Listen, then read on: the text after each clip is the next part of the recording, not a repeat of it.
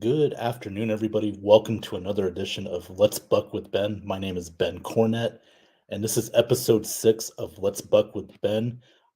Today, we're going to talk about we're going to review the Bucks Jets preseason game. We're going to talk about Kyle Trask's performance as well. We're also going to talk about my concerns with the offensive line going forward because last night, even though it was the backups, um, it just shows you really the lack of depth that we have at that position or those positions, I should say.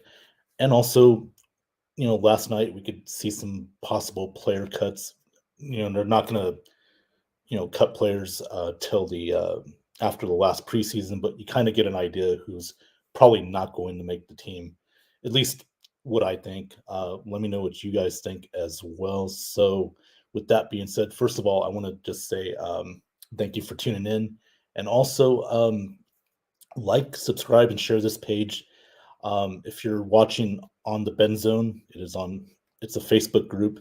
If you're not a friend of mine or I'm sorry, if you're not in the Ben Zone Facebook group, I do share it on my personal page as well. If you're a friend of mine on Facebook, also on my YouTube channel at Ben Cornett 9015, as well as Twitter, or now it's called X. Um, my Twitter handle is also on here, BennyBoy702. So please follow me there as well. So with that being said, let's get right to it. Let's not waste any time today. Let's go to the Bucks Jets preview. Again, this preseason, wins and losses don't matter. At least to me, they don't. This is about seeing, who's going to make this 53-man roster. You kind of know who at least the first 45 players that are going to make the team. But it's the rest of the 13 to 15 players that are trying to fight for a spot. Um, so that's what it's mainly about. The Bucks, if you do care about wins and losses, the Bucks did win last night, 13-6.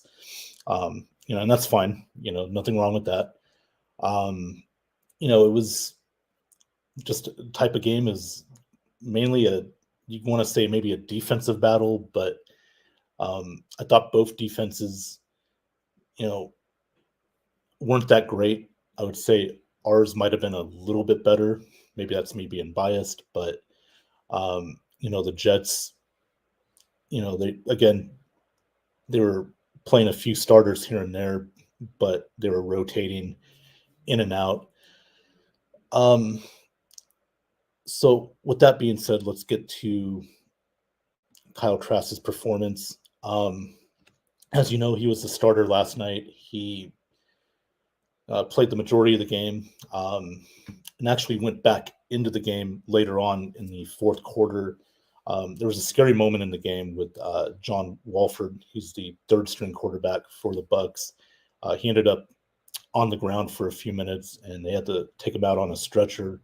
Uh, the early diagnosis is he had a neck injury, but later on in the night, they got reports that he was able to travel back with the team. So that right there is a good sign. He didn't have to stay overnight for, you know, observation or anything worse than that. So that's considered a very good sign. You never want to see anybody get hurt, especially like that.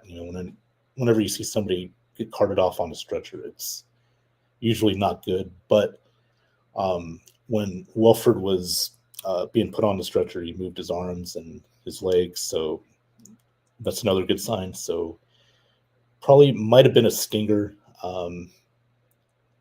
So at worst, now he did have an injury, similar neck injury when he was at the Rams, I think a season or two ago. So uh, injuries have been a little bit of an issue with John Wolford, but again, he let's just hope he's can recover from this and see if he can come back to the Bucks soon, if assuming he makes the team.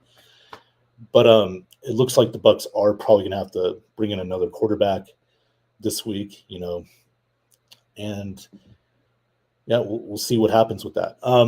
But anyway, let's get to Kyle Trask. The performance there, he is competing for the starting quarterback spot. Uh, he went 20 for 28 last night. I thought he played pretty good. His throws were good. He got the ball out a lot quicker this time than he did against the Steelers. He wasn't as nervous out there. He didn't, he did get sacked a couple times. I put more of that on, the second and third string offensive linemen, which I'll get to in a little bit. They were able to, Kyle Trask was able to, see downfield very well. Made better decisions with the football. He had a touchdown to Trey Palmer. Palmer had the, tip the ball to him, but it was a pretty good catch actually. If you stop and think about it, I don't think it was necessarily a bad throw, but Palmer made it look better than it was, and he was able to score a touchdown off that. Again, we'll get to Palmer in a minute, but he was pretty accurate throughout the game. There's really nothing you can really say that was awful for Kyle Trask. I thought he played pretty well. However, again, I'm going to say that with caution because he was playing against second and third string defensive guys for the most part.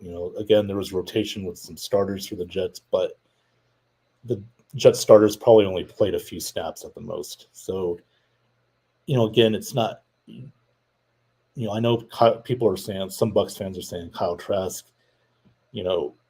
played really well. He should be the starter, not Baker Mayfield.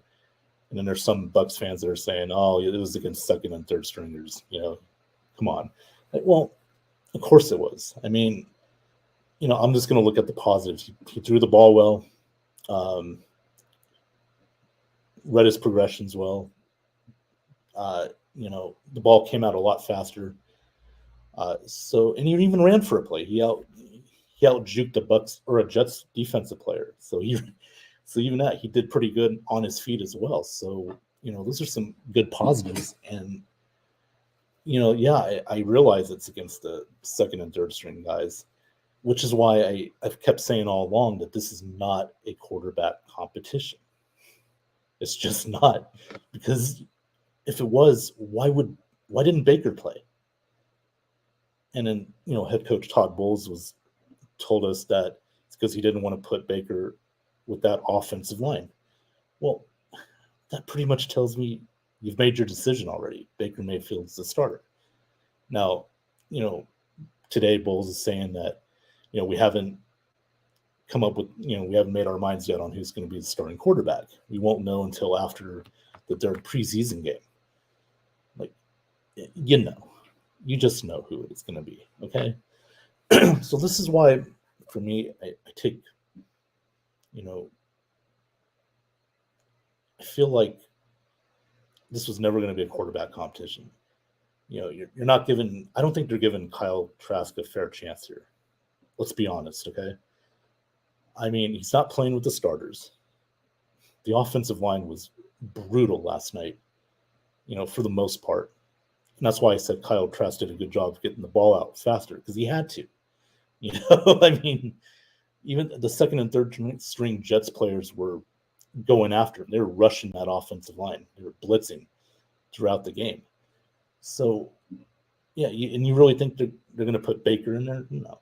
I mean, come on. And that's how Wolford got hurt. It's not the offensive line's fault.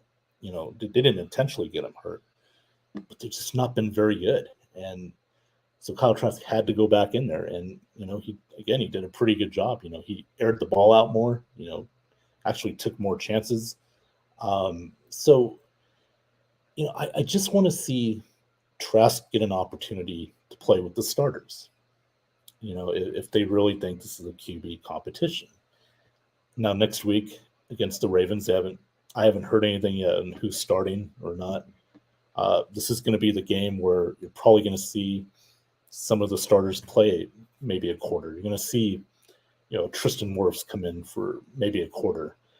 You're going to see Mike Evans and Rashad White, Chris Godwin probably play for a little bit.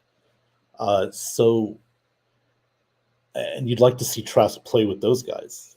Now, Evans and Godwin, Rashad White, those guys, if they're playing, like the Levantes, uh, the Devin Whites, Carlton Davis, Antoine Winfield Jr., they'll probably play for a little bit next week. Now, wouldn't you like to see Trask play with Evans and Godwin and Rashad White? Get some of those reps with Tristan Wirfs on the line. I would. That's where I would like to, where I can really determine whether Trask can actually, be a starting quarterback, whether it's for the Bucs or not. Now, most likely he's not going to be. It's going to be Baker Mayfield. But I'd just like to see Trask get that opportunity to play with the ones, you know. Um, but if Evans and Godwin are playing, um, I got a feeling Baker Mayfield is going to start the game. You know, he may even play a half. Who knows? So it's yet to be determined according to the team and everything. But to me, it's already been. I've already know that's going to be Baker Mayfield, whether we like it or not. I'm not the biggest fan of Baker Mayfield, but the guy's got experience. He's he's won a playoff game. He's been around the league. Kyle Trask really hasn't. You know, he hasn't really played with the starters in the limited time that he's gotten to play in games. So whether it's regular season or not. So yeah, that's. But as far as Trask's performance, I thought it was really good. He again threw the ball well. Um, didn't look intimidated out there. He took a little more command of the team. That's what Todd Bowles was saying. He took command of that offense a little bit. So, yeah, I mean, it was a good performance for Kyle Trask under the circumstances, and we'll see what happens next weekend against the Ravens. How much Kyle Trask is going to play, we don't know.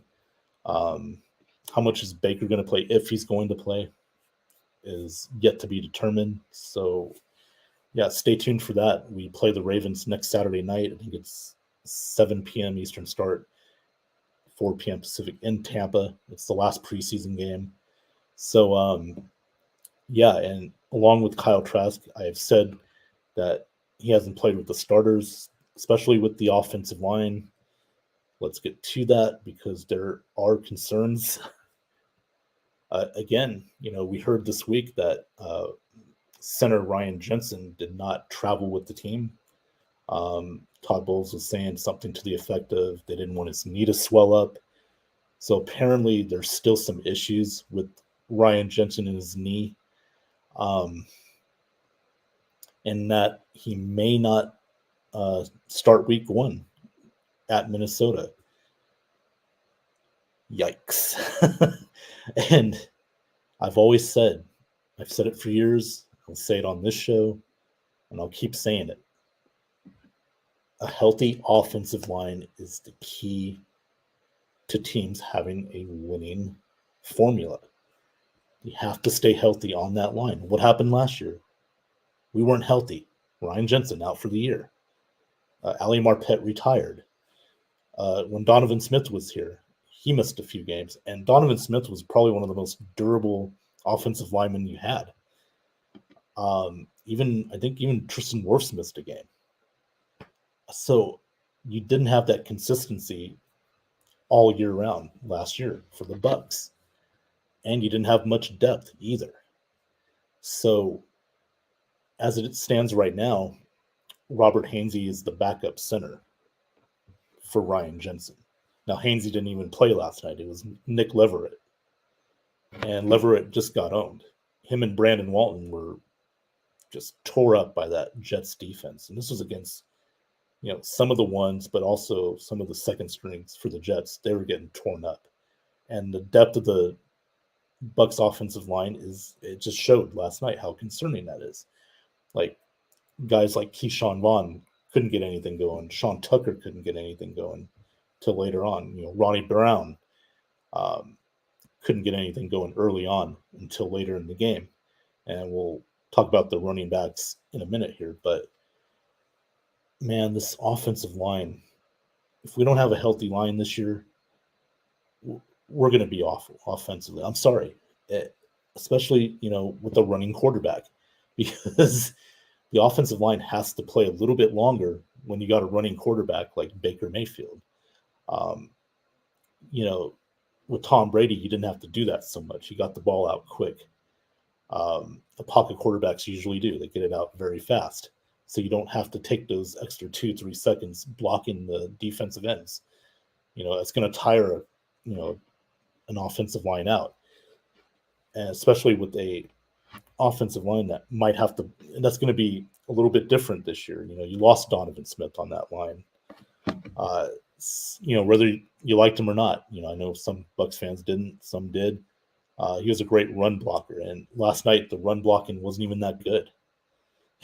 So yeah, this is going to be a very, very interesting thing going forward, and it concerns me because quarterbacks need that time in the pocket, or in Baker Mayfield's case, time to run, and the running backs need those blocks to open up. They need those holes to open up. And if this line doesn't do well, then this Bucs offense isn't going to do well. Even with the new offensive coordinator and Dave Canales, he's trying to run the ball more with this offense. And the run blocking last night with not with the starters, but with the second and third stringers, it's concerning, because if you do have to play these guys, if you have to play a Brandon Walton, it's I think it'll be a long year. In my opinion. So yeah, I do have a lot of concerns about this line going forward. Just hoping that Ryan Jensen can get healthy in time. But it seems like right now he's probably not going to play week 1 in Minnesota. So you're kind of already behind the 8 ball there. It's going to make it a little tougher, for this team. And also, we got to remember too, Ryan Jensen played in that playoff game last year against Dallas, where he really just wasn't ready, and probably came back sooner than he should have. And that being said, he didn't even have surgery. He let it heal. He did stem cell procedures for his knee. So he let it heal on its own. He had a torn ACL and MCL. I forget what else, but he just let that thing heal, and with the stem cell procedures. And then he came back against Dallas. Again, really wasn't a smart move. And even, I think Ryan Jensen even admitted that it probably wasn't a good move there, but he toughed it out and everything. So if they're saying there's swelling in the knee still, and he's not 100%. And since he didn't play last year, he's got to get back to, getting in game shape. Physical shape's not so bad, but game shape's different than physical shape. And, he's got to get his timing back again. So it could take a few games. And you look at that schedule, we're at Minnesota week 1. The Bears have, so far people are saying they've been improved defensively. They got Tremaine Edmonds, the linebacker from Buffalo in the offseason. That was a good pickup. And then you got to play the Eagles Monday night in Tampa. Look at that defense. I know they lost their defensive coordinator, lost another player, but still, they got Hassan Reddick. He's a great defensive end. And I mean, so already you're playing against 3 teams that are going to have pretty good defenses. And if you have to, and you don't have Jensen for this game, you're going to have Wirfs, but if you don't have Jensen for this game to bring that nastiness, that's going to be tough. That's really going to be tough on guys like Baker Mayfield. It's going to be tough on the running backs. So it is just vital that this offensive line gets healthy as soon as possible. So, yeah, I do have concerns about the line. Sorry, I just do. And I'm not worried about the defense because I think the defense, with several starters from that Super Bowl team a few years ago, are still here. Vita Vea, Antoine Winfield, Carlton Davis, Devin White, Levante David, Jamel Dean. So they still got the defensive core. Again, they haven't played in the preseason, but those are going to be the starters. And last night defensively, speaking of, guys like Cam Gill, they've been playing really well. He's fighting for that last outside linebacker spot, and I think Cam Gill might have a good chance to get it. He even broke up a fumble late in the game that ended up sealing it for the BUCs, so he played well. D. Delaney, he had an interception in the game. He did pretty good. Keenan Isaac is another cornerback that's played very solid in the preseason so far. So the depth in the defensive backfield and in the front looks pretty good, and I'm confident in the defensive side of the ball. But it's the offensive side of the ball that really concerns me. Especially with the offensive line and the lack of depth that they're going to have. So, yeah, those are my concerns with the offensive line. Tell me what you guys think in the comments section. Because I'm concerned about it. That's just me. I forgot to mention too, Zion McCollum did pretty good as well last night. Especially with a couple of nice open field tackles there. I know he's competing for that slot corner spot. So yeah, the depth of the defense looks pretty good. So that's very encouraging. So yeah, hopefully moving forward, that defense can improve. Even William Golston last night played some snaps and did pretty good as well. And that was he resigned. There's a reason for that. The veteran leadership that he can bring. He's been with the team since 2014, I believe. So, yeah, I mean, defensively, we looked pretty good last night. I will say that. So I'm not so much worried about the defense. It's more the offense, specifically the offensive line. That is my concern. So, we'll talk about the running backs as well.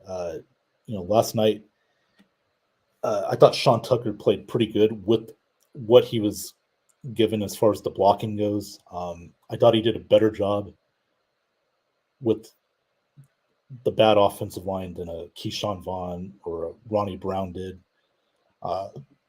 Tucker, he on a 4th and 1 had a 26-yard run for a first down. Had 3 catches as well. Looked good with those screens. I thought you can use Sean Tucker for that role. Seems like a good passing running back, who can catch the ball. Good pass catcher. He's got the speed, and I felt like you can use him for those kind of screens, like we did, say, when we brought a LaShawn McCoy in, for the BUCs, during that Super Bowl run, during the playoff run. We need a good pass catching running back, and I think Sean Tucker fits the bill there. He's shown that he's in these 2 games so far. He's really shown that he can do that. And I expect him to be that 3rd running back, maybe even the 2nd, because we all know Rachaad White's the starter. Chase Edmonds is out right now, by the way, with an injury. I forget what it is, but Sean Tucker, he could take that 2nd running back spot. He could, jump ahead over Chase Edmonds. We'll see, but I'm really impressed with what I'm seeing so far. So yeah, I really, and like I said, Trey Palmer, I mean, can't say enough about him. I honestly think he's probably going to be the 3rd wide receiver on this team. He had a touchdown last night. Again, he's been making plays. Devin Tompkins, played okay last night. He did have a drop pass. Raheem Jarrett did okay. I thought he caught a couple nice passes as well. But I'm looking at Trey Palmer as that 3rd wide receiver, and I don't see why not at this point. Um, he's to me he's stood out better than anybody so far. Um, and of course, with the Russell Gage injury, they do need that third guy, that third wide receiver. And Palmer, I think, fits the bill, fits it perfectly. Again, great route runner. He's got the speed to outrun defensive backs. Earlier this week, he burned Sauce Gardner in the joint practice. So, those are all very good signs. And with Evans and Godwin, you're going to need that third guy. Especially if they're going to double team an Evans or a double team of Godwin.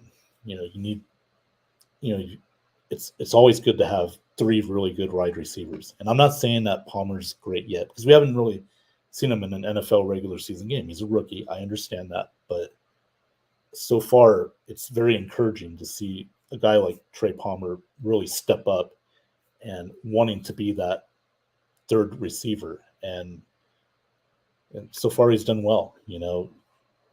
I'd like to see more of him with Baker Mayfield. You saw that in the first game against the Steelers in the preseason. But if Baker's playing next week, you'll probably see a lot of Baker to Trey Palmer. So I can't wait to see that. And I think he's, again, Trey Palmer, Sean Tucker, Cam Gill.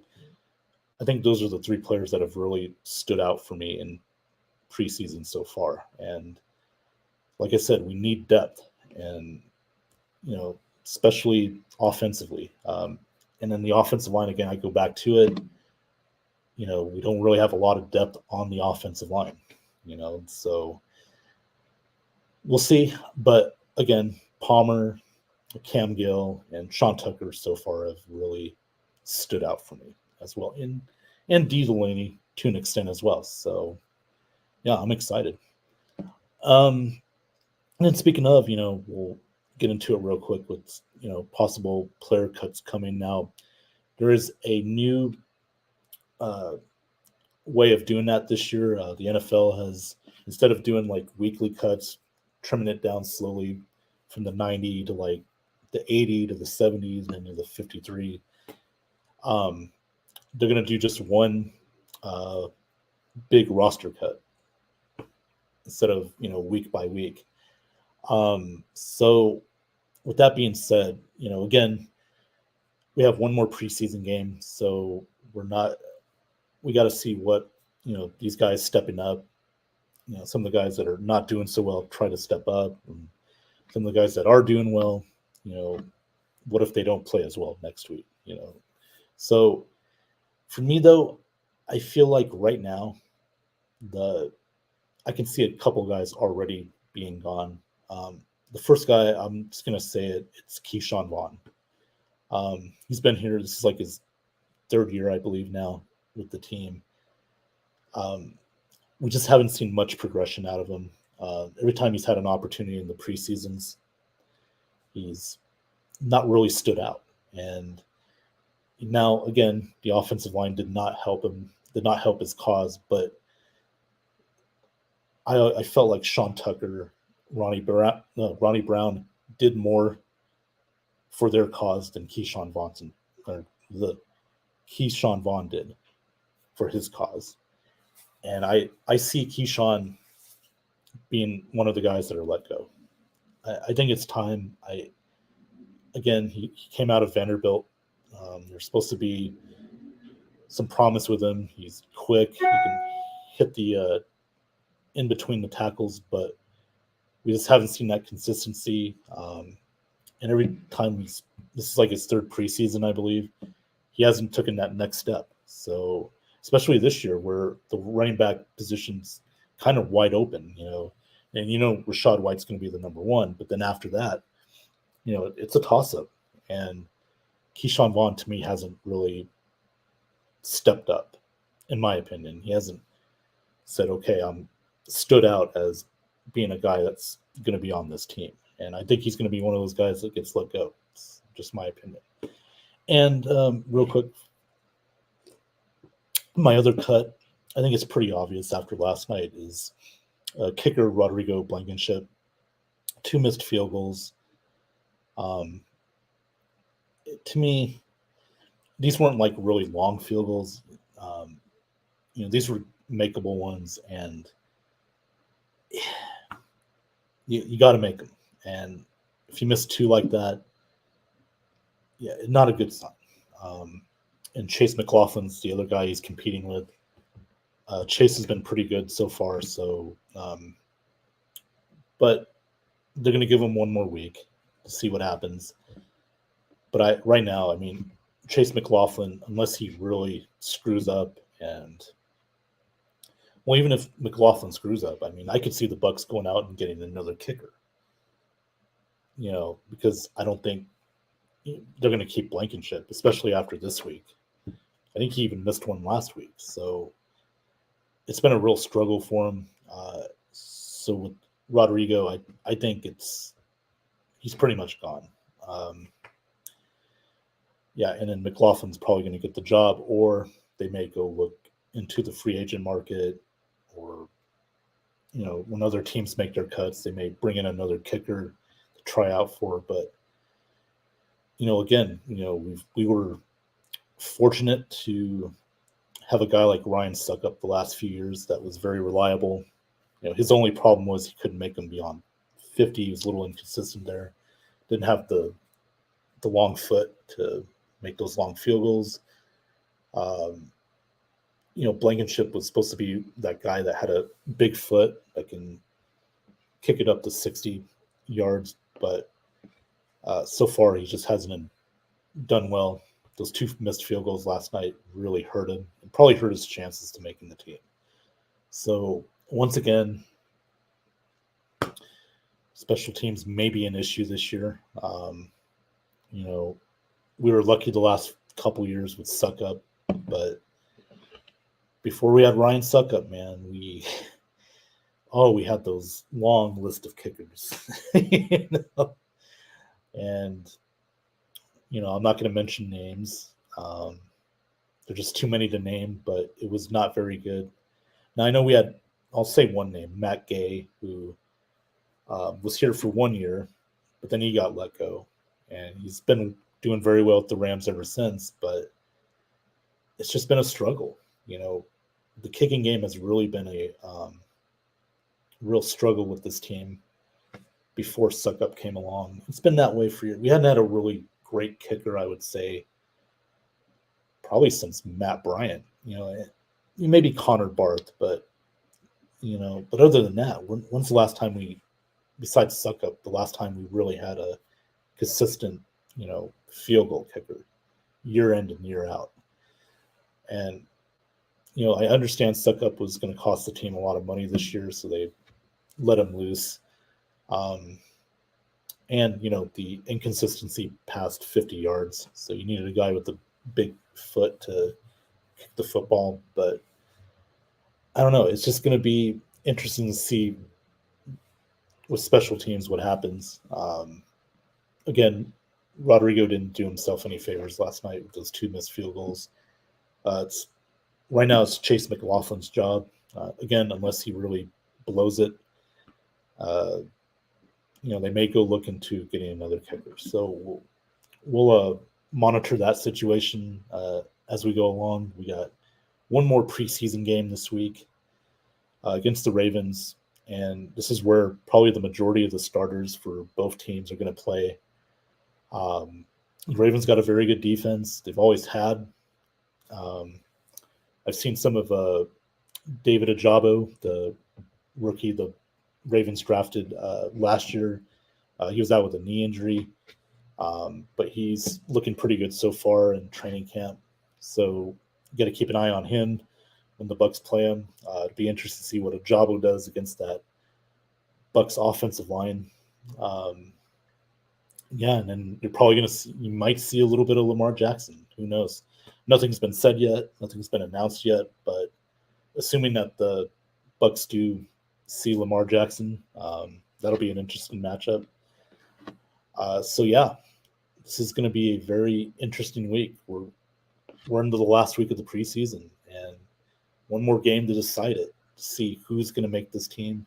Again, you're probably going to see some starters play just so they can get a little game rep, little game time preparing for Minnesota in week 1 and a couple weeks after that. So yeah, I'm ready. I'm ready. Let's see what happens. Again, one more time, I'm not calling this a quarterback competition because I think we know who's going to be the starter week 1. I think it's Baker Mayfield.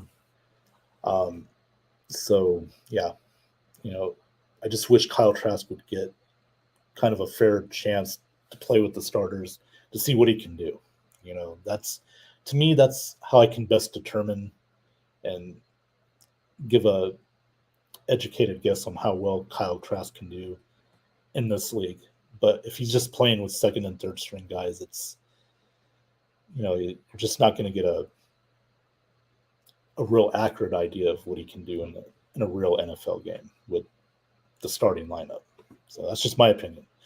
And speaking of next week, this Tuesday, if you guys got Max out there, Bucs fans, if you subscribe to Max, which is HBO, Max, Hard Knocks, they're following the Jets this year. I mentioned that on my Have At It show Friday night and watching Hard Knocks. The Bucs had their joint practices with the Jets this week, so you're probably going to see, I think you will see some footage with the Tampa Bay Buccaneers on Hard Knocks. Now, I know some people Bucs fans don't like Hard Knocks and don't like the Bucs being on there, but it's just for 1 week. And, there was a fight with, Levante David and some players for the Jets,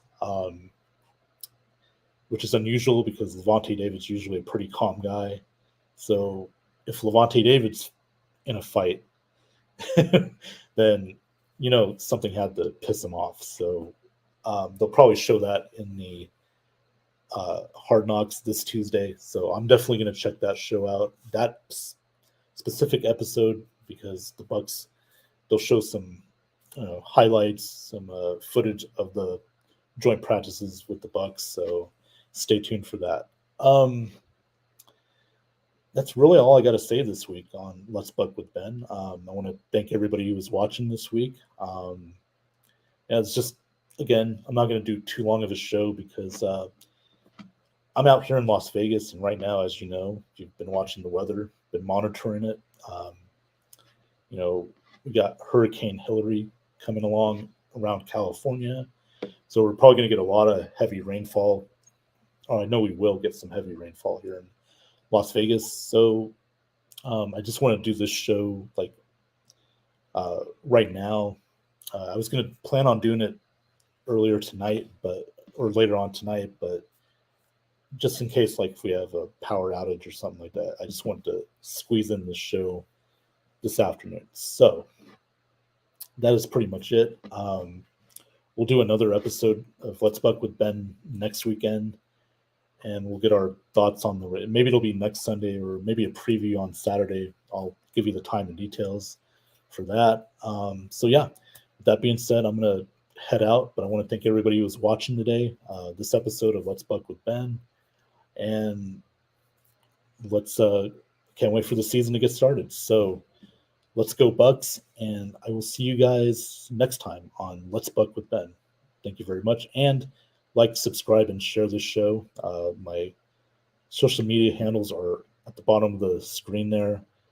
On X, Twitter, BennyBoy702.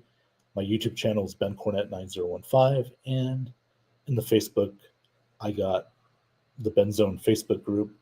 So follow those, please, and I will see you next time on Let's Buck with Ben. Have a good weekend, and take care.